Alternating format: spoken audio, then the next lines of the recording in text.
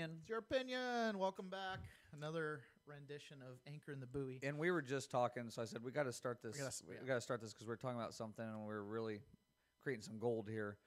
All right, so the scandal going on right now with the parents, the elite parents buying their children admission to the colleges. Okay, so I think it's Lori Loughlin, Aunt Becky from Full House, is been pretty much caught. Yeah. And her daughter right now is an Instagram influencer. So are you going to look her up on Twitter? Yeah. So a couple things I found out a little bit more. So the Becky from Full House. So she is like Hallmark's main character, the Hallmark Channel. Like she's their superstar. She's got a whole she's it. Like this is devastating to the Hallmark Channel. She was up in Vancouver filming a Hallmark show. She's got her own like series. So this is like one of those. I mean, it is hitting at the heart of suburban mom America. Like Hallmark's supposed to be wholesome, Christian oriented, and here you have someone who's violating all the values that they're supposed to espouse. I just got triggered because the way you explained that made me picture a bunch of housewives and older women on board with this show because they're so naive to think that TV isn't just for ratings. Like they would be devastated. Like you said that, like, oh, they're probably devastated. And I'm like, you gotta be some sort of dumbass to be devastated as an adult when you find out someone on TV did something bad. Mm-hmm. Like it's supposed to be a wholesome Christian channel. That doesn't exist. That's a unicorn in the woods. You're like, it's actors. They're all actors. They're acting. Yeah. Okay, so Lori that lady right there. Yeah, Lori Loughlin. That's her daughter. That was Okay. on the yacht. That's what I'm saying. We haven't got to that point yet. So her daughter has been shown in a few videos you say on Instagram of basically acting like an 18 or 19-year-old girl. Yeah, saying nothing wrong with it. I don't really want to go to college, but I'm going to Europe and I'm going all these places and I'm going to go to USC and I'm going to do the admission, get there and do the freshman thing. But no harm then I got to go that. to work. And she's like, I'm really excited to do tailgating and spirit and football days. Yeah, but I don't really care about. She's excited to act like a kid. Yeah.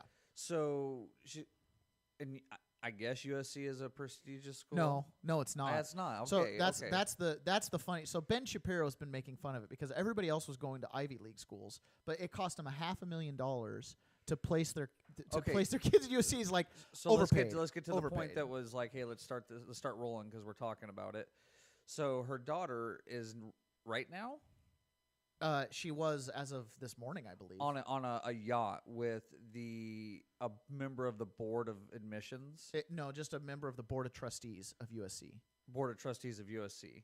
So suspiciously, to go to UFC or USC, it costs $500,000 and pimping your daughter out to a member of the board of trustees. Yeah, doesn't add up to me. It doesn't add up to me why. So I don't think she's pimping her daughter out. I think her daughter independently has made this connection through USC. Yeah, like I think that I don't want to put something on mom that is on daughter. Daughter is completely independent. She's a millionaire. She's an Instagram influencer with millions. So there's of followers. necessarily no reason to even believe she's having sex with this guy because it's a super yacht. So she's an Instagram influencer. It's very possible. So it could be a party. She's just there partying. But okay. But you get the conflict, right? The whole thing stinks. It's the worst rotten egg. Yeah. Regardless of if there's sex involved or not. Regardless, yeah. Like she could be an adult and do her own thing, but it's kind of like, dude, you cheated to get in, and you probably didn't even need to because you obviously can get access to this yacht. Like it's stupid.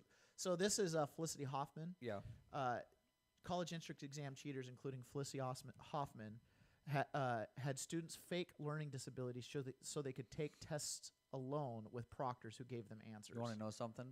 That all makes all the sense in the world to me now because her character was a cunt on Desperate Housewives. And she talked about this exact thing about greasing the skids to get her kids into school on Desperate Housewives. At the end of and the so show. did Aunt Becky, and that her on Full House. Not even Full House. It was in the episode. It was on Saved by the Bell. Was it Full House? Either way. Lori Loughlin was on Saved by the Bell. Okay, so it was in Full House. That was Kelly Kapowski. Where they lied about getting their kids into preschool, and they're like, we kind of know you fudged the application. There's not a lot of 2-year-olds that can play the trombone. Yeah. So, are there any elites, right-wing elites, that have been caught up in this yet? Yeah, there's Republicans and, That are and famous. Democrats. That are famous. Like these two people are obviously very famous, so it's easy to put their faces up because everyone recognizes the scandal through their faces. Yeah, the Republicans that have been in there have mostly been like on the donor side, like they're rich lawyers and stuff. But, this first round, you had the Obama tennis coach for their kids that got caught up in this. It's just round one. I mean, that's just that's the other thing, too, is this is round one. These are kids that are like in school. Dude, it's wild. So, again, it's not all adding up. Like, why? This is why the memes. But I wanted memes. But USC is not a prestigious school, so why go through all that effort to get into it? So Ben Shapiro has a really great analogy on this, and he goes on for a long time. But it's the prestige, it's the social club. It's not about the education. Am I ignorant on this? Is USC a prestige school? No, prestige. No, it's not. USC is the joke. USC is like, why did they have to do this for USC? Like Yale, we get it. Why Brown, we get it. Why is her daughter USC? What's going on? Yeah, her daughter's over on a yacht sucking this guy off, and it's like she could have just applied and got in anyways. Yeah, that's the joke. It's a public school, right? So here's the other thing, though. It's also very possible that these people are so dumb, like they can't. Like they're that dumb. They're that dumb. They can't even get an ACT or SAT enough to qualify to get in the door, which is why this is happening. USC, they've never studied. They've never studied anything but how to have a social media presence. Like, who are we to like? The joke with social media influencers is they're dumb, right? They have no education. So, they're just these gregarious. Maybe people. I'm not understanding it right. So she's on the boat with a member of the board of trustees. Yeah, but it's a public university, right? I think it's like University of Southern California. Yeah, I don't know. That's a public school. Yeah. So why would it have a board of? They all do. They all have board of directors, board of trustees. Well, board of directors, yes. Board of trustees, like maybe I'm using it interchangeably. Okay. Because I'm asking because I thought a trustee was someone who handled private money. Not private money. A trustee is just someone who handles someone else's money. Okay. So that would make total sense. You have to have a board of directors that handle a trust. Okay. Okay. So here, Lori Laughlin traveled from Vancouver, L.A. All right. Olivia spent the night in the Bahamas on the yacht of Rick Corso, billionaire chair of USC's board of trustees. Did Lori Laughlin go to USC? Is that a thing? Is that why I'm sure she was only there because the USC Board of Trustees wanted to test her rowing skills by having her row to from the yacht, right? Gina Nam, Susan Crawford. If this story is correct, there are just so many more reasons to be even more appalled by the college cheating scandal and the ethics of a trustee entertaining a young student on his yacht. And parents who allowed their daughter to go. I mean, I don't want to go too far with this because it sounds like a party. It doesn't sound like he brought Justice Girl on his yacht. Okay, but let's assume he brought 100 young co-eds of both sexes, 50 of each. Hold on. It's utterly inappropriate. Let me picture this in my mind. Okay, continue. Okay. Continue. It's utterly inappropriate for someone on the board of trustees of a university to be taking students anywhere privately. Students, yes. I thought we were just talking about a bunch of 19-year-old women. At this moment, she's a student. It's inappropriate. No, she's not. You told me she wasn't even admitted yet. Well, I don't know. Maybe she has. Maybe she isn't. Either way, dude, it just like the ethics of a trustee entertaining a young student on a yacht. Like, hold on. ridiculous. I actually want to get into this now because the details matter to me. Well, let's go to news then, so we can actually have details, so we're not speculating on the details. The details are going to be between me and you. We're talking. It's going to be opinion. When I went to college, okay, so she does currently attend USC. Okay, when I went to college, it was inappropriate, and it's still inappropriate for a professor to date their existing student. That's the yacht. When you see that. It's intimate enough, man. What is that? What do you think that is? $200 million? Probably more like probably, yeah, 200 million, probably somewhere around there. So, anyways, it's inappropriate for a professor to date their existing student. It's a university law, a university rule. At Boise State University, it was not inappropriate for a professor to date a student at the school. So this guy's even further removed from that. He's just on the board of trustees for the school. So to even associate with a student in privacy doesn't sound all that bad to me. Okay, so it is one of those things where... Are you hearing crazy feedback? I am. Like I can hear it from somewhere. Okay. Part of it was probably the computer feeding back. So apologize to the listeners. So dude, it's just inappropriate. Like whether there's laws broken in this situation or not, from an ethics standpoint. That's what I'm saying. Is it inappropriate? Because I'm not quite sure it is. I don't know from a legal standpoint. From an ethics standpoint, absolutely this is inappropriate. Okay, for one thing, let's go through the myriad of reasons. Okay, so can we make? Well, I want to gather. Who's this guy? I want to gather a little bit Pull of this guy information on who's there. Well, I just want to know who this guy is. Hold on. Age. So it says, and several other friends. So we're not talking about 100. We're probably talking about under a dozen friends. So this guy's not that big of a Rick yacht, to be honest. Caruso's. So how many people could actually fit on it and exactly. enjoy themselves? Yeah, and you got. So let's see what this guy looks like. So this girl's 19. So we have to describe it for Rick Caruso. Yeah, this girl's 19.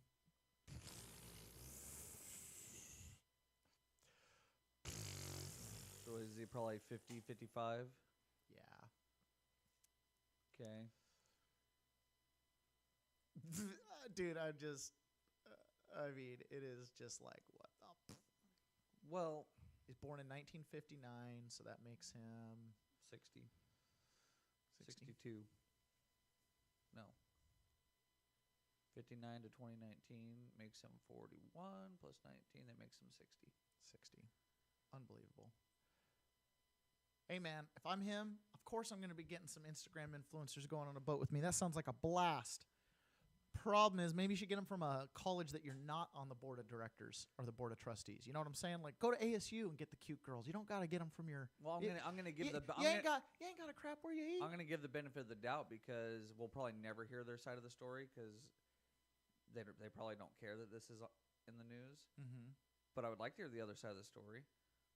What if he's on the boat with his wife and they're doing an Instagram shoot for Instagram models?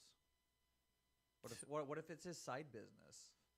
All that's fair. All of that is fair. What if he's doing a nouveau riche? It would be really easy. What if he's doing a nouveau riche cruise and these are all the winners? All of that is totally fair. All of that is totally fair. And it would be really easy to just... I mean, he could just brush it off and say, well, we were there for business and we had witnesses. He's and not doing anything illegal, so I'm not doing anything illegal. And I'm not casting shade on the illegality. I'm casting shade on the sheer fact that this thing just screams of every ethics. Like, you're on the board of trustees. You're taking college kids from the school that you're at, which means how do you prevent special treatment, special influence? More than I thought she was the only student on there. Just says her. No, and it said her her and a group of friends. That's my point. You're taking a small select You're assuming group. They're all college at that college. I am. It almost doesn't matter, right? It almost doesn't matter if they're friends that are enrolled or not. If they're not, then you still have her. I need you to dumb it down for me. Explain to me why it's unethical to take those kids in this exact situation, why it's unethical to do what he's doing. Okay, we are talking about a scandal, a pay-to-play scandal where you get in because of money and being able to buy your way through. This is possibly coincidental at the time. You're cheating the system. What's coincidental? The yacht thing is coincidental, yeah. Possibly. But people who cheat the system, who are okay cheating the system, then you find out that someone who's on the board of trustees for the school that you just cheated the system to get into, that your kid, who's the beneficiary of this cheating, is now spending personal time with someone who has influence at the school to influence grades, to influence whether they get in trouble when they get drunk and go streaking through campus. This is a guy who could call a dean and say, make that problem go away because that's my little boo. Okay, now that's why. Do you see now? Do you see where? I already saw that's it. its own. It's its own scandal. Because where I would interject is there has to be a line drawn in the sand somewhere. You can't just say because he's a part of the university in an influential way he can't associate with anyone at the university below him. In such a manner that those people are gaining unfair influence. Does that make sense? Like It's one thing to have, like, let's say he does have 500 people on that boat, and he takes the entire dean list. Everybody who makes that's fair. That seems right. People who earn to get there, or they're invited because of whatever. Which could be details you don't know about. Sure could be, but they usually expose stuff like that because nobody, Fox News especially, doesn't want to get caught right now in a I want to make sure our recording's not going to be all bad. Do you keep hearing that? I can hear more audio after when you talk, not when I talk. You're probably just hearing it out of your... I unplugged it to make sure. Where are you hearing it from? Over here somewhere? Or it could be bouncing around in the room. I'm not getting any feedback. You're getting acoustic feedback. Okay. I just hope when we replay this, we're not like, oh, crap, we wasted. It sounds fine. It sounds normal to me. Okay. In fact, we're almost toned down. I'm like eating my mic. Okay. So. I only hear you. I don't hear me. Okay. So he is most likely on this yacht for sexual, like for fun and for sexual reasons. I don't even want to put the intent. It doesn't matter. It's irrelevant. If all they're doing is having dinner and discussing the universe and the creation of the solar system, next year when she gets bad grades at USC, he has the ability to influence those grades from the top down.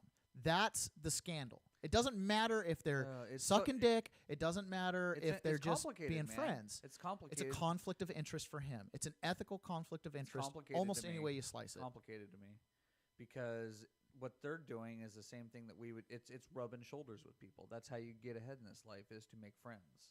Yeah. And it doesn't have to be corrupt. It's corrupt in this situation because the mom is paying actual monies to get her kid forward in the school, but it is the same thing as us rubbing shoulders with public officials that hold our licenses, and when a mistake happens, they will favorably take less out on us than they would another person they don't know. And who's at fault, us or them? They are, for not protecting the Fourth Amendment and treating people equally. We're talking about human beings here. We're not talking about robots. Fair enough, but there's a reason why attorneys have to recuse themselves when there's a conflict of interest. There's a reason why board members have to step down. Take it to scorched earth when you. To me, scorched earth is getting the attorneys involved. Before anything, I mean, they're doing what I would consider networking. They're doing what I would consider playing the political game at work. Many people don't advance in their jobs because they don't know how to make friends with the boss. The subordinates don't know how to make friends with the upper echelon. That's your opinion. My opinion is any way you slice this story, the facts that are there, small group of people, massive age difference, private yacht in the Bahamas, out of this country. This sounds like an Epstein situation more than anything else. It sounds like a lot of things, but you're jumping on a witch hunt like this. Hold on. You just told me yesterday, like, put it all down on paper, right? Like, put all these actions down on paper. You don't have all the facts on paper. You have the facts that you think you have. Okay. Is his wife there with him? If we're going to do this podcast. Is his wife there with him? Is his girlfriend there with him? We have to be able to take the information we see on this page and trust to some degree. I trust everything on that you're showing me. Okay, so you keep going to something that's not written. No, just because there's lack of evidence doesn't mean there's no evidence. I am not implying any motive. None. I'm not implying any motive. I'm irrelevant. I'll give her the benefit of a doubt and say that they were all there in formal wear, and he was at the front of the boat, and they were at the back with his wife and or his girlfriend. They were purely there for Instagram shots and marketing. Let's take it to the most benign, platonic. He's doing it. It's business. Okay, he is the dean he is on the board of trustees of the university that at least one student on that boat is in. That one student's even acceptance into that school is called into question. Mm-hmm. That, in fact, almost becomes irrelevant at this point. The point is, he has taken it's very relevant. A small group of hugely differentiated in age and also differentiated in means, power, and wealth. I'm sure he's the only billionaire on the boat, right? And he's taking them privately.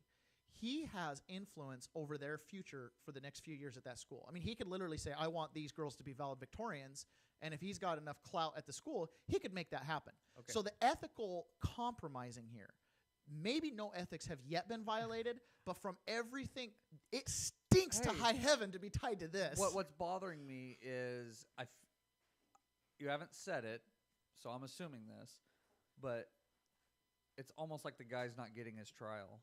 You can take all this evidence. It warrants a trial. It warrants an investigation. It does not warrant a witch hunt right now. My bet is that he will probably be subject to a USC ethics probe. That USC has to handle this. That USC is going to look at him and go, you took students where? You're on our board, and you took children from this school that have a 34-year age gap. Use the word children.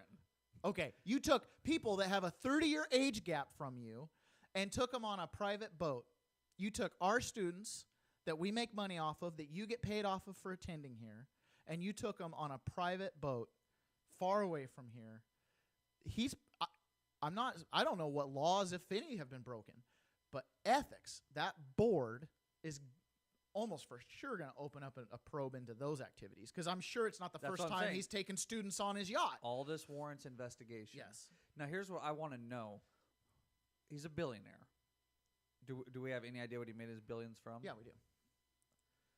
Real estate. Real estate. Okay. He's a real estate lawyer in the corporate finance department of Finley Cumble. He quit law to develop retail and residential properties full-time. 1987, he founded Caruso, a company that develops, owns, and manages properties such as the Grove Farm, blah, blah, blah. So he built a bunch of real estate. Real estate. Okay. He's a billionaire. From also commissioner for Los Angeles Department of Water and Power. Oh, he is very connected. Show me a billionaire who's not. Look at this. He was chairman of the board of trustees during the removal of Marshall School Board of Business Dean James Ellis and the settlement of sexual abuse scandal involving campus doctor George Tyndale. He is the Pepperdine Law School Board of Visitors on the board of trustees Ronald Reagan Presidential Foundation. He is a trustee of the University of Southern California. The child involved in the accusations was a board that led to Lori Laughlin's arrest. Was okay. On board as yacht. So the point I'm getting at now is he's a billionaire. He's got a yacht. We have no idea how cash poor he is, but let's just say he's cash rich. Okay. For the sake of the argument, so he's rich. Okay. What is his? I'm not a billionaire. Do people that get to a certain level of wealth have to seek out gratification in ways that money can't satisfy? Like being on the board of trustees at USC, a fucking public school that no one cares about, but it matters to him because he's making a difference in his life. Like, he has a yacht. He could have any woman he wanted. He's a handsome. Obviously, he's getting them. He's a 60-year-old, very handsome-looking man, and he's got lots of money. I mean, only certain people would reject him. Mm-hmm. Just what is his motive here? That's what I'm wanting to know. It's like talking to a serial killer. Like, you want to know what their motive is. Like, what are you getting out of skinning these people alive? Like, I'm not understanding. I don't know. That's why I'm not automatically thinking he's having her and all her friends suck him off one at a time. So you and I have had this discussion 1,000 times. Is this idea of like motive? Like, what are the motives? What's the reason behind things? I tend to, and the reason so this might be a little bit of backup information. The reason we call ourselves Anchor in the Buoy is I generally am like the guy who tries to see the good in everything. I try to like be super optimistic. I have blind spots for people's, stupidness, I just tend to be a little bit more like floating around in the clouds, optimistic, and never ascribing ill intent to people. I just believe everybody's got except like, for today. Good intent. Except for today. Well, it's definitely changed because I've been talking to you so long. I'm like, oh yeah, people are screwed. That's why bad things always keep happening. Is these people that should be in positions to do good choose to do bad. Well, but you are more like realistically like, okay, well, if a dude's alone with a girl long enough, eventually he's going to want to have sex with her. Like you tend to kind of go like eventually. Mm-hmm. Things devolve, and so part of I think what we do with this podcast is we bring some of that stuff into the open and talk about it. Right? People only do things on a reward system. Yeah. If something causes pain, you stop doing it. If something causes pleasure, it reinforces you continue to continue doing it, whether it's all the time or randomly. It's a reinforcement to keep doing it. Yeah. So he's getting something out of having these girls on his yacht. He's getting something out of being on the board of trustees. Well, hold on. There's other factors at play. just because he's a billionaire doesn't mean he's all powerful. He can have people above him making him do certain things. Like, we did this for you. Remember that development deal in Utah? Now you owe us. I don't believe that. I don't believe that because people don't do that to us. And so I believe that on a big scale, the things happen the same as on a small scale. People do that to us. Look, people do that to us all the I know, time. but you and I can. I guess who's he working for? When I read this right here, that's why I don't take favors. I know, but when I see this here, I don't want to owe anyone. I look at a guy that's probably got his own backing. He can say no. I mean, from what it looks like here is no. I know, but out of ethics, out of ethics. Who knows what he does out of favors because he's had favors done for him. On handshakes and on verbal consents, like. He's a billionaire from residential real estate. So I guarantee you along the way there's been people that's like nothing illegal's happening, but they're like, hey, we're going to let this slide. We're going to make sure we get this inspected by this time, but I need a favor from you because I'm pulling some strings here. All you're saying, if any of that is true, absolutely reinforces, again, why this scandal is such a big deal. What do you mean? Because it just goes to show that this is not a meritocracy. And that is the American. This is life. This is human beings. But hold on. The American experience is supposed to be you succeed or fail on your own merit. It's supposed to embody and encapsulate the idea that you're not guilty of your parents' sins, that you can determine your own trajectory. Well, I never said that's not true. Okay, so in a situation like this, what you see people cutting in line. So the admission scandal is people cutting in line and hurting people who have earned a spot. Something like this with this girl being on the board of directors and you like going through, well, he's got favors and this and all these people that look the other way or he's got to look the other way. It just goes to show that it's not a meritocracy, which is why we want these people prosecuted to the fullest extent if they broke the law. We want ethics probes because we want to deter people in the future from making dumbass mistakes like taking young college kids. You're reinforcing why AOC is so popular right now because she wants to do what you're saying because absolute power absolutely corrupts, and this is a human trait. There will always be billionaires and millionaires, and the power's there, man. You cannot stop it. The difference is this. We, as a people, the people, have more power than that dude or anyone involved in that. We, the people, delegate our power to our government and expect our government, we, the people, expect our government to enforce our laws without bias, without care for family name. And it all gets done within reason. Okay. It's not idealistic, but it all gets done within reason. The wheels of justice churn slowly, but finally, okay? So in a situation like this, it is one of those things where America is just pissed about it. And America wants to see justice because these people have screwed over so many people. Everything from just flat out presenting themselves to the world. It's one thing to go on a TV show where you're an actor, right, and be a part. That's one thing. And then come off stage and then be you. People love that. They love that authenticity. What some of these actors do is they play a part on stage. They're at the Hallmark Channel, and then they come off and they continue to play the Hallmark life, right, in every aspect. Can we take her face off there? It's distracting to me. Sure. But so that's what's being brought up here. Like the fact that you have someone on the board of directors at USC, it's an independent scandal that he's taking students. He's a trustee. Trustee.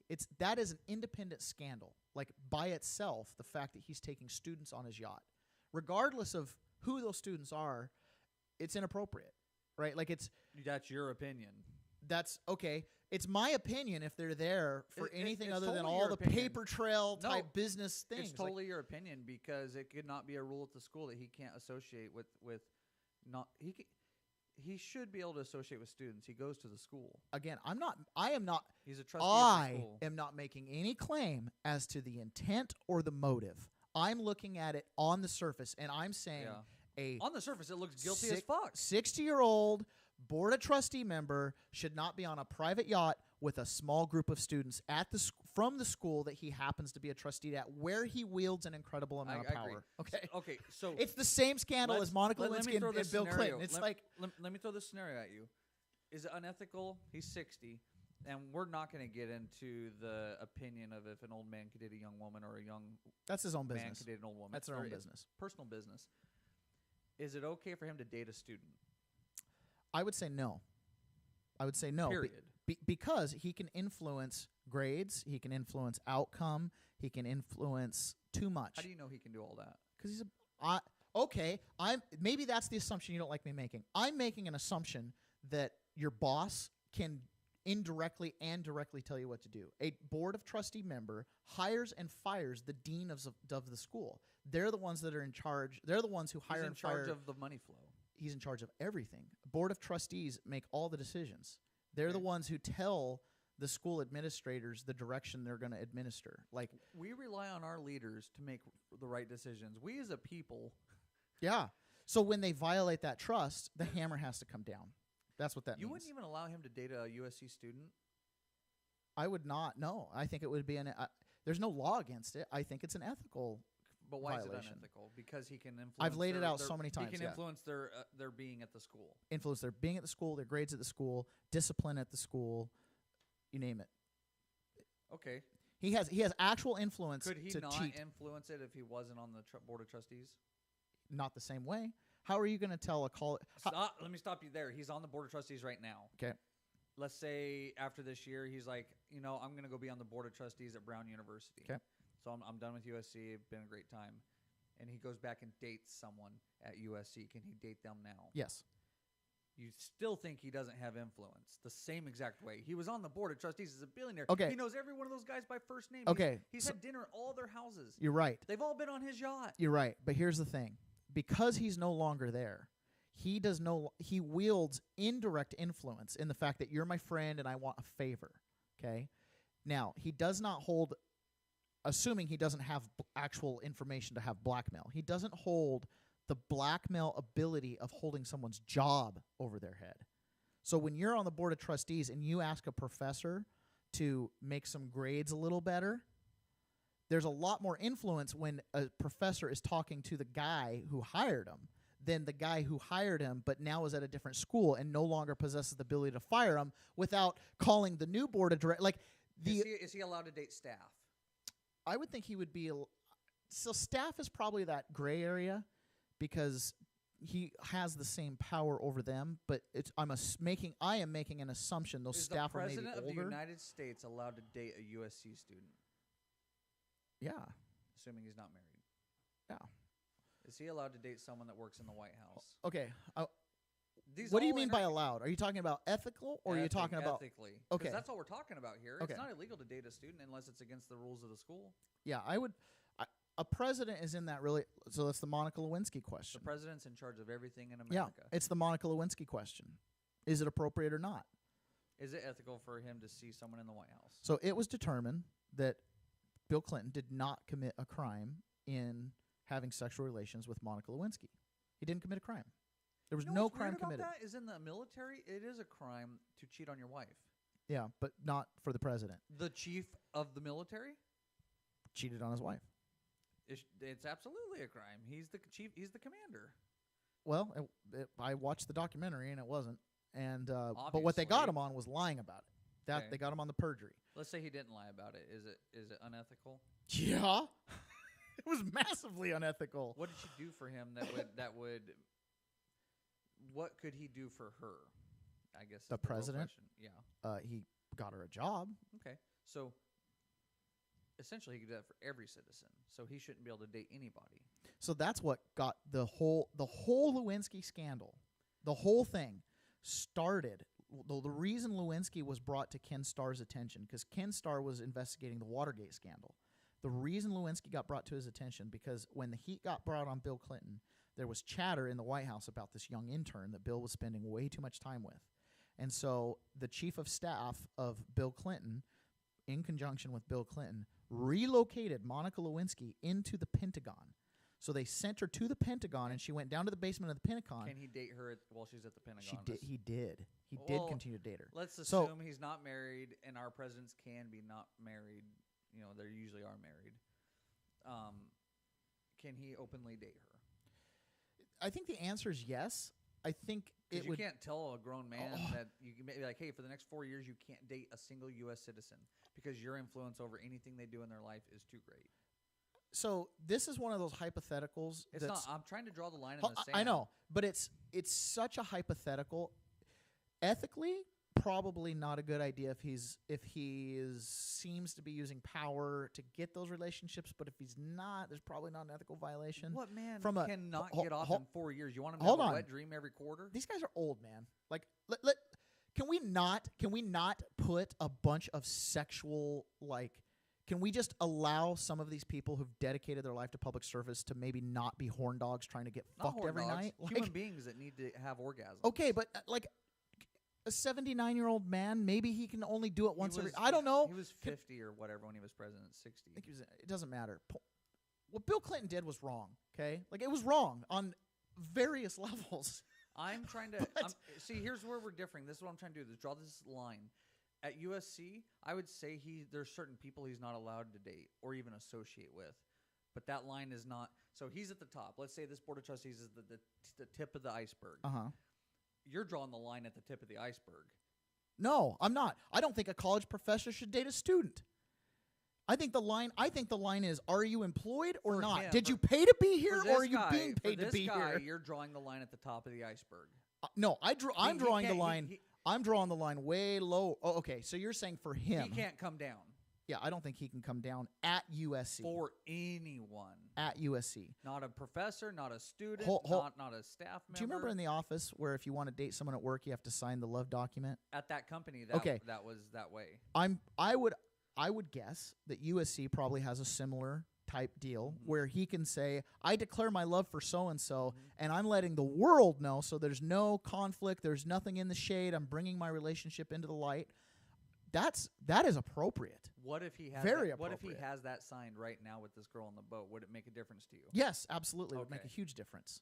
Really? Yeah. If he had a declaration saying we're in a relationship? Yeah. Do you know why that difference is? Here, let me hear it. I need to hear it because I don't. All right, I'm going to go back to the example of this guy, Rick, decides to go to the professor to grease Lori's daughter's grades, okay? If there has been a press release or there's been this, I'm in a relationship with this girl, okay, and he goes to that professor and says, I need you to raise that girl's grades. That professor goes, you're dating her. And he goes, yeah, but I need you to raise those grades. And he goes, let me make a couple phone calls. Because you've made this relationship public, and now by virtue of this relationship and your power, you're using it against me. And now, because that relationship is public, I can whistleblow. I can whistleblow, cause public outrage, and make you regret asking me to do that. Okay. If that relationship is concealed, like the teacher doesn't know there's an actual official relationship, he doesn't know the motive behind why he's asking for the grades to be increased. All that darkness, having that transaction in the darkness, is why that student. So you want a pure burden of proof. Yes, that's what you care about. Yes, bringing things like it is not inappropriate. Like you see this a lot in investment finance, where you have a husband and wife sometimes with conflicts of interest at two different firms, and then they're doing business together. If those are disclosed, then the investors, people who have financial interest, see it with open eyes, and they can make their decisions on right. But when those are not disclosed, okay, fine. This guy, I have to give him the benefit of the doubt that he's a billionaire on his own accord, that it wasn't handed to him, and that by his age right now, 50 years old or so, or 60, he's 60. By 60, he is not petty. I'm going to have to give that to him. Okay. Do you think if he was dating a 19-year-old and she said, hey, sugar daddy, my mom, Lori Laughlin, is going to be so upset if I fail my history final, and I haven't studied at all. Can I just take the final and then you just make sure I get a B or an A or a C, whatever she asks? And he looks at her and says, sweetie, anything for you, because I'm a powerful billionaire and there's nothing I want to do more than take care of the needs of a 19-year-old girl who didn't do her due diligence. Do you think he's going to put himself in that position for a 19-year-old? I don't know. Probably not. So that's why I'm not worried about the fraternization, because he's there for the sexual encounter, to be honest. But here's the thing. Again, going back to we can't say intent. Maybe this guy, because he's so rich, maybe he's got a freaking hook penis, and he can't settle down with anybody. And so maybe he does have this weird, like, hey, she's doing it for him. And so, yeah, now he is going to do that. He's got a soft spot for her. He's got a real soft spot for 19-year-old Instagram influencers. Like, we don't know. That's why this matters. If this guy was because we can't ascribe motivation or intent, but you have is to. why she shouldn't be on the boat at all. You got to understand it. Like, I got to understand it. If he was a billionaire from trust funds, it would lead me to believe he didn't earn the money. And it would lead me to believe that he could be manipulated easier. Because it sounds to me off his Wikipedia that I can just emotionally feel what he's gone through to become a billionaire. The first thing it said real estate, I'm like, oh, Jesus Christ. That was probably nothing but stress for the first 20 years, learning how to do it. That's why when people are like critical on Donald Trump's business, and it's like, dude, he earned it. Dude, he earned it. He's got skyscrapers around the world. He earned it. So she comes to him on the yacht. You know, they just get done having sex or whatever. I'm totally assuming this is a platonic relationship. They have sex, and she's like, "Hey, Rick, I need you to help me bump up my grades." The picture that's been painted for me is he's going to look at her and say, Gariana or Griana, whatever her name is, you're going to need to work harder. Just to get ahead in this life, you can't just have people do favors for you. I already helped you with your mom. She already donated $500,000 to the school. I can't keep doing these things for you. So he wasn't involved in that, but... He's on the board of trustees. How is he not? I thought the money would go in and out through him. No. He's removed from this scandal other than she was on his yacht when it broke. Well, who's the money going to then? It went to this singer guy who then paid a proctor to fake her SAT scores, to fix her SAT scores. Okay, so the transcripts are all faked. It has nothing to do with the admission being corrupt. Well, they've gamed the system to get admissions. So USC is actually not in trouble at all. No university specifically is in trouble. They've been gamed by this as well. Like people were taking the hold on, the then rules I to get in. I actually need you to reconnect this for me now, because this whole time I'm making USC a guilty party. No, USC's not. Then what's wrong with what he's doing? He's obviously not influencing her admission. Okay. Ethically, he's not doing anything wrong. Can you go back and listen to this podcast when we're done? No, because I explained this like super clearly. This scandal. Let me not ask that question. Let me not ask that question because you did explain it. I rhetorically asked that question because now it's going back on itself. He's not doing anything ethically wrong because it's obvious they had nothing to do with her admission. Hold on. Separate these two things for just a second. The act of taking any student from the school at which you are a board of trustees anywhere for any social event is in a private group like that is inappropriate. Period. USC. That's your opinion. Okay, that's my opinion. It is inappropriate. That's its own thing. Okay, that only came to light. Probably happens all the time, right?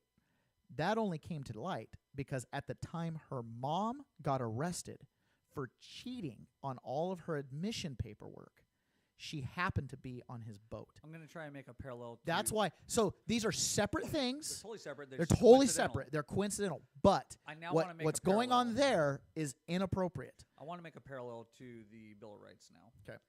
So to you, it's unethical that they're doing this.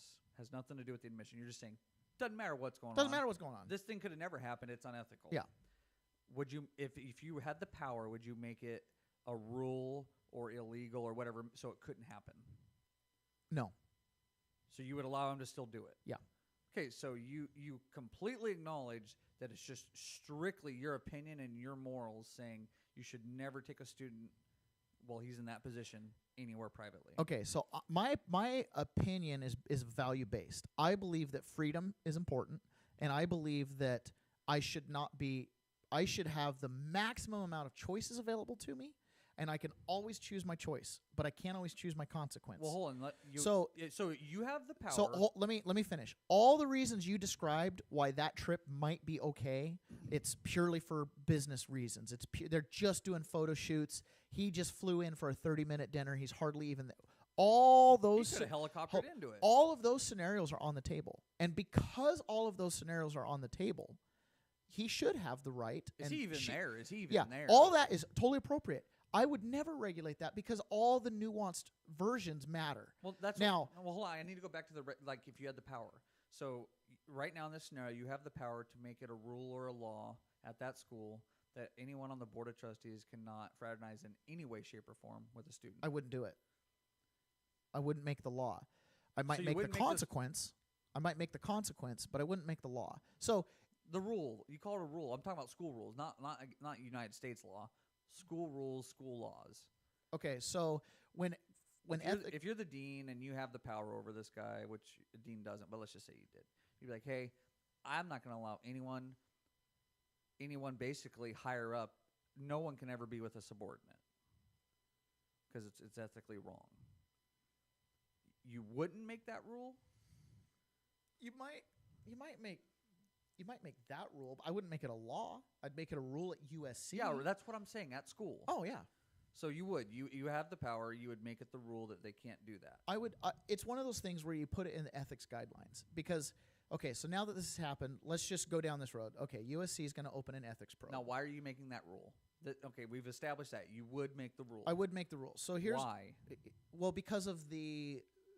You don't want him to. You don't want him to. Chris, influence. I am having a really hard time even grasping how you are questioning that the phrase him taking students at the school where he's in charge on a yacht is unethical. Like that statement. Do you agree with that statement? Do you agree that on the surface that is unethical? I don't think that statement's accurate. Okay, make it accurate. A person on the board of trustees at the University of Southern California is allowed to fraternize with existing students at the school. Okay. Do you think that's unethical? No. Okay. Because he's not the end-all, be-all of that school. So there are other checks and balances in place, I guarantee it, to restrict him from influencing students. Okay. So, Chris, let's put it in okay, light. this is where it becomes amazing to me because I'm like, how did you not follow my train of thought? He's free to make that choice because there's other checks and balances. Those other checks and balances are the checks and balances that check this unethical situation. Obviously, USC, he's not a one-man, he's not the guy. There's a president of USC, and then there's a board of multiple trustees above that president. So the idea is we've now concentrated power with the president, but we need to now unconcentrate that power even above him. Okay, so that's the idea. And then the board of trustees is usually picked by the entire vote of any shareholders. So in this case, the board of trustees would be picked by our Congress because it's a public school. We need to so define Congress unethical because unethical to me is influencing her grades. That's when something becomes unethical. Do you see what I'm saying? No, we need to define it. Moral principles that govern a person's behavior or the conduct of activity. So that's what the conducting of an activity. Yeah. So I think that the principle, the moral principle of taking subordinates on a yacht on a private trip, it's inappropriate. And in my opinion, not against the law, it's just opinion, inappropriate. He's not unethical until he actually does something. He influences. Okay, that's what the probe's for. So we look at this situation, we go, oh my God, he could be screwing him, he could be doing business. So we can go both directions on what's actually happening. Yeah. Do a probe. Find out what actually happened. And then you can determine if there is... If I do a probe and I find out all he was doing was just having fun with all these girls... Then you just let it go. I let it go. That's what is right. Yes. Nothing unethical has happened yet. But do you the unethical thing is if he actually changed their grades because that's not illegal. Yes. But for schools and boards like this, having an unethical situation like this probably warrants removing him from the board, right? Like when they finally determine it, they may go, okay, you didn't have sex with him, you didn't do this, there weren't any laws broken, but well, no, they could they would say, and I'm sure they have like a code of conduct. You have cast a lot of shade on us, so you no longer can be on our board of directors. First off, they all know this is so happening. now you can go and date all those USC girls. They all know this is happening, and they're only going to do something about it now because it's in the news. Yes, that's right. Which is why it should be in the news, and it's why the press should not be fake news, and they should be real news, and they should be digging so that we, the people, can get behind. I don't agree with it. I think he should be allowed to do what he's doing until he changes someone's grades or influences their position at the school. Okay, well, we're there. We need to find out now if that's happening. We're there. Absolutely. We need to investigate that's all I'm saying. We don't know. I've not once claimed that anything bad has happened, but it's time to find out. Yeah. It's time to find out. Well, no, you're claiming that it's unethical already. Yeah. Okay, it is unethical. If he changed grades, there's probably a law broken.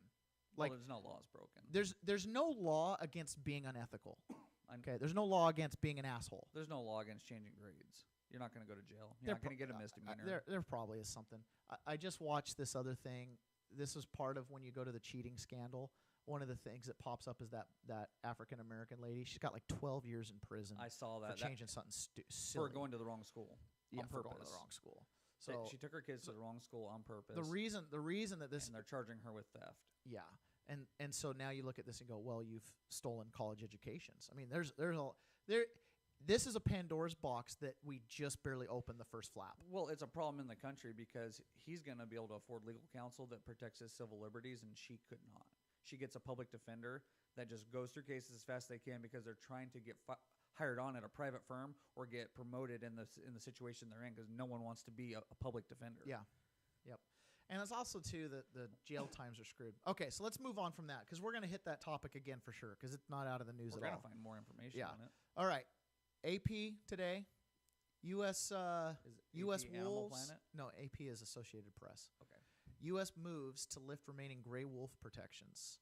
So gray wolves in the U.S. would be stripped of federal protection and subject to hunting and trapping in more states under proposed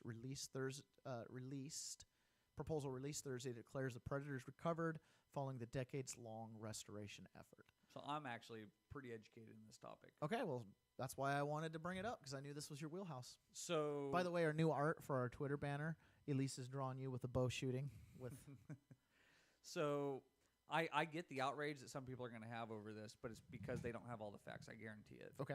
So the wolf populations in the Northwest and just in this quadrant of the U.S. are have been out of control for a little while. They're well over the healthy numbers that were set to be reached in the 90s when they were reintroduced in Idaho, Yellowstone, all those areas that needed more wolf populations. I just did air quotes. So these wolves have matured. They have grown into healthy packs. They are now at a size that is manageable and sustainable. Okay. But if we don't do something about it, they will overtake other resources such as deer and elk. Man, I cannot remember the exact number. A mountain lion eats like 38 deer a year. One mountain lion eats like 38 deer a year. One wolf, it was somewhere in that neighborhood too. So a pack of wolves eats a few hundred deer a year. And think about that. So the wolves, what they're trying to do right now, I hate how the news is portraying this. They're portraying it like we're about to go out and slaughter them again like we did in the 1800s. Not what's happening. What the states are wanting now is for the federal protection to be lifted so it could be state regulated, just literally the same way we regulate hunting elk and deer and sheep and other things. So we're now there's already a hunting season on wolves in Idaho.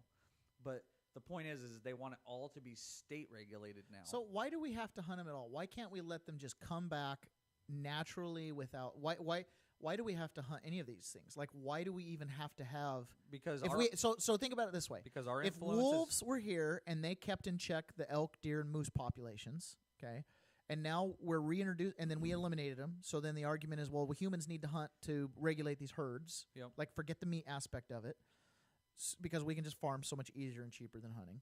So we're hunting for pleasure, but we're hunting to manage the herd. Now we reintroduce wolves. Let's say we let wolves manage the herd. Can't we just stop hunting? Like, why would we not just back off on? Why wouldn't we let the wolf herd grow and back off on hunting licenses to let the wolves kill their 20? Because the only people that are keeping the elk and deer alive are the people that are hunting them. So if you but aren't we sustainable now? Like, isn't that the point of this? Is we no longer need that? That's the problem. Is it's not sustainable. The money that takes care of our wildlife, the money that okay, I'm going to put myself into. Okay, what do you mean by take care of? Fishing game, biologists. But none of that will be needed if we just let the wolves recover. Like, what they're doing is not needed because prior to them being there, wolves it will because manage the they're herd. Overpopulated. But they're not because we're still hunting elk. If we stopped hunting elk and deer, we're only hunting elk to keep the elk alive.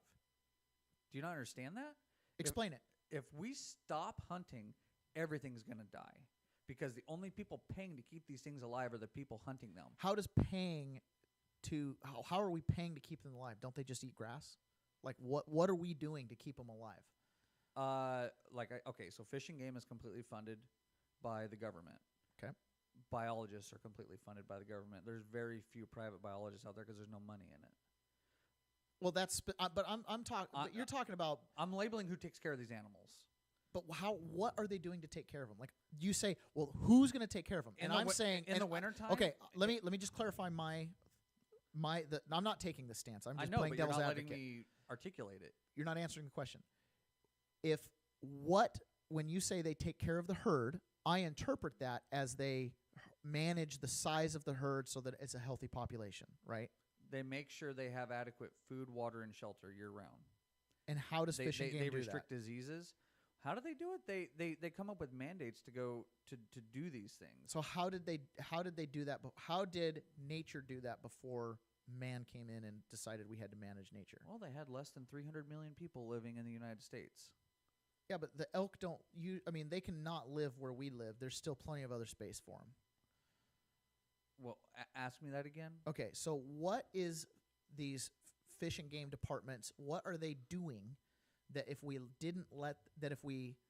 what are they doing to protect the wildlife, specifically big North American game? Mm-hmm. That if we let wolves gotcha. fully recover, that Fish and Game would even need to do. Because if you're saying First they manage thing they're disease, doing is law enforcement. First thing they're doing is keeping people from just eradicating them, which is what we did in the early 1900s. but couldn't we just change the charter and let state patrol handle that? Let state troopers handle poaching cases and not send it to Fish and Game? Oh, well, poaching wouldn't be the same as it is now if we just let them be. If we didn't have people who regulated the wilderness, poaching wouldn't be what it is now. It would be a complete eradication.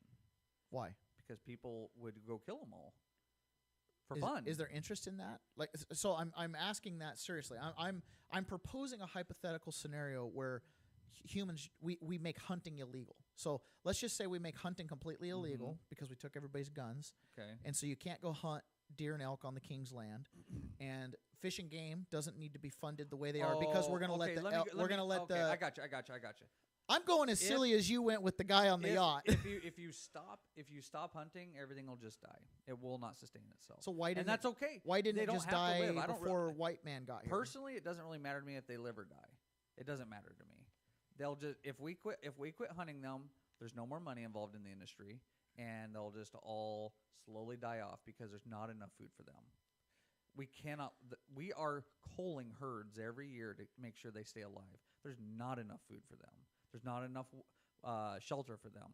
There are not enough places for these animals to thrive. Is it the fact that they are sensitive creatures? Is it the fact that there's not enough, or they just really like the better fields that we plow? Well, let me answer it this way. We have more elk, we have more deer, we have more sheep, and we have more, think of a small game animal. Everything. Than we ever have. Yeah. Ever. Right now. Yeah, so I would make the argument that Fish and Game is failing miserably at managing the herds because they're letting them get too big. No, they're at the size we want them to be at. It's so ridiculous. It's not ridiculous because I see your side. I don't have that. I'm not taking that side. No, I'm only doing it as an exercise of debate. You're devil advocating the side of someone who would say, let's not kill them because I don't like killing animals. Yeah, that's right. So can't we just let them exist? And I'm not going to fault someone for that because it's a horrific thing if you've never seen an animal live in a slaughterhouse its whole life and then be put to death for someone to be like, I can't believe you hunt. And then you eat this freaking steak that lived a life of misery. Yeah. I understand why someone would say we don't need to hunt. But it's only because they don't realize the people who are hunting them are the ones keeping them alive because of the money. There is no money in keeping elk alive except for the people who want to go hunt them. Firearm sales, there's a tax on firearm sales that goes straight towards wildlife preservation. There's a tax on Well, it's obviously not preservation. The goal is obviously to make the herds bigger. Preservation. It's to no. But we have more than we've ever had. We should have it for just only culling in certain herds. areas. No. As a total, we have more than we've ever had. So herds have to be managed individually. Mm-hmm. Certain areas can only sustain a certain amount of animals. It is a scientific effort to keep these animals at a precise size. So when they reintroduced the wolves, the goal was really ultimately to not have to hunt and manage the herds. Like that. No, that the was reintroduction was purely to reintroduce them. I know, but that Because was as human beings, we're the ones that eradicated them. But that was one of the pitches. I studied this at BYU Idaho because one of my professors was majorly involved in the reintroduction. I've never in even Yellowstone. heard that was an actual reason that people got behind That was to manage the population of deer and elk. that was how they got that was how they got. There was a whole group of lobbyists that got behind it because of that argument, and it's totally a fallacy. Like it's totally just BS. But the reintroduction was simply to reintroduce them because we killed them all, and we thought it would be the right thing to do to bring them back. But we didn't reintroduce the wolves we killed. So that was the other thing. We didn't even reintroduce the species that we eradicated. These are from the north. I understand. We had to.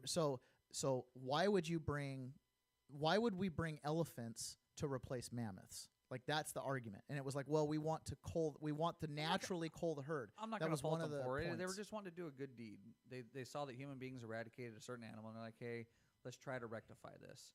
And I don't see anything wrong with what we're doing now. We just the states need to take the rights back, and it's this exact issue is happening with the grizzlies too. They're wanting to delist the grizzlies. So this basically puts the power back to the states, right? Well, because the states are the only ones who manages them. Okay. Hunting rights. But the federal regulation prevents them from managing it because okay. Yeah, the states are the ones who control the hunting regulations. Okay.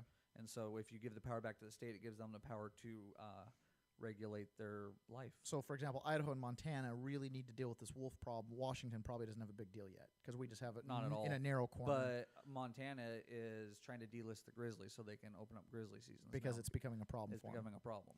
So that's the and thing. it wouldn't be like it would be very limited tags. We don't have 1 billion grizzlies, but we have too many. So that's the thing that people don't realize. Like when hunters get these tags, a lot of times they go just out of town.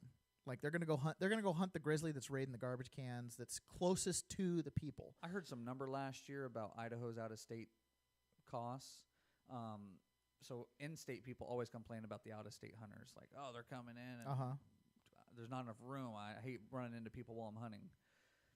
It was like 70 or 80% of the revenue in Idaho, or it was an ungodly amount percentage-wise comes from out-of-state hunters. Oh, it makes total sense because when I hunted in Idaho from out of state, it was like $500 or $600 for my hunting and then my elk tag, and you were like 70. Not even 35. 35. So for one out-of-state hunter, it's the equivalent it's 20 of tags. 20 tags. Yeah. Yeah, of course the revenue's there. Yeah. I doubt. I mean, I'm sure there's a ton of out-of-state hunters that come, but obviously it's not. This is not a topic that I'm educated in where I want to argue it. I just want to understand it, and I don't memorize the statistics or the facts behind it because I don't ever plan on running into someone that I have to prove this to. Yeah. There are already professionals that get paid for a living to tell people why we need to have hunters and tell people they write books and get fucking paid for it. Like there's already people who we can trust that take care of our rights as outdoorsmen. I just educate myself on it to make sure I'm not believing in something that's ignorant and make sure they're actually doing what is in your interest. So that's in the Methal Valley here in Washington during the winter times they capture deer to do studies on them to make sure disease doesn't spread. I mean, it is how much that costs millions of dollars. Speaking of diseases, so let's wrap up on this. Crippling elk hoof disease is spreading in Washington. So there's no elk in Washington. So this is kind of an interesting thing. The diagnosis points to an expansion of the disease up the Olympic Peninsula and nearing Olympic National Park. The disease is now present in the southeast, southwest, and southwest borders of the park. Well, interesting That's fact. Too bad. That's on topic, but not a part of the hoof disease. The elk in the Olympic Peninsula came from a Fognak Island. Period? Period. That's where they came from. They did not come from this part of the coast. So anything on the Olympic Peninsula, those are true Roosevelts. They came from a Fognak Island, and they were helicoptered in like the 30s. And that's where the population came from. And it is an extremely healthy population now that hunters go hunt. Really interesting. Yeah, look it up. Origin. Okay, Roosevelt Elk Olympic National Park origins. I understood that completely different. I thought they essentially evolved isolated. They couldn't. Nope. Their The elk ranges that are don't on a extend. Fognak Island are the same elk that are on the Olympic Peninsula because that's where they came from. The Pacific Northwest, named Theodore Roosevelt, large variety of elk, habitat, really, diet. Okay, So just you could say it more dumbed down than you did. You could say, where did Roosevelt elk on the Olympic Peninsula come from?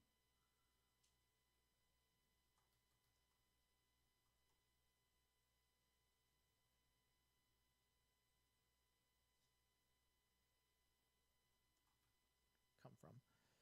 All right, the Roosevelt elk, also known as Olympic elk, largest surviving, live in the rainforests.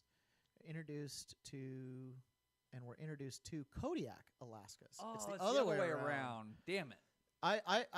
Because I'm obsessed with Roosevelt elk. I thought it was the other way around. No, and so it's to a foggnat, not from a foggnat. They have evolved uniquely on the peninsula because they can't cross the sound and they can't cross the plains. I thought it was the other way around. So that's why. The whole time I was thinking that.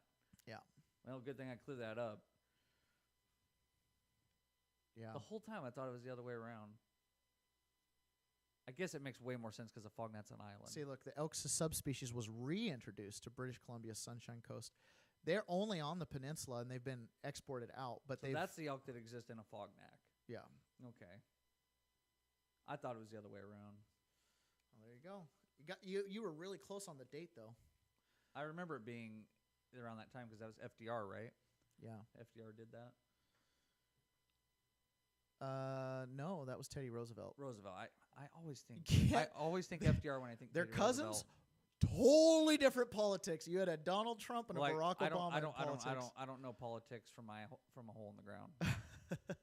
I know names. So this hoof and mouth disease is a big deal. I mean, this has affected our hunting, because it's been. We have no idea what has affected our hunting. That's true. We never literally have seen hundreds and hundreds of tracks, and like we have seen so much sign to indicate that there are literally that they're around 50 to 100 elk walking all around us, and we have never seen one. You've pictures seen on one. You drew back on a spike. I drew back on a spike, and I saw a cow at nighttime one time. And we've seen a couple run across the road as we're driving back to camp. And that is in 5 years of effort. It's bad. It's bad, folks. Please invite us to your honey hole hunting spots. I don't.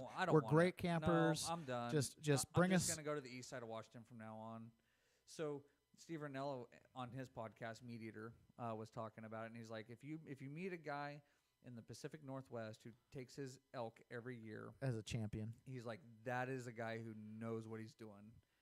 Yeah. I like hearing him talk about hunting here because he lived in Seattle for some time, and so he experienced the Northwest a lot. And he had realized how hard blacktail are to hunt and how hard Roosevelt elk are to hunt. Yeah. It's not just me feeling like a piece of shit after we haven't had any success and we're giving all our effort, making me think, am I just a moron? Yeah. Can I just not kill these things? And it's like, no, they're crafty freaking SOBs, man. All right. So, well, let's wrap this up, and we'll probably talk more about this too. All right. Probably won't. We'll probably just talk more about 60-year-olds bringing hot chicks on his boat. Anchor in the buoy. That's your opinion.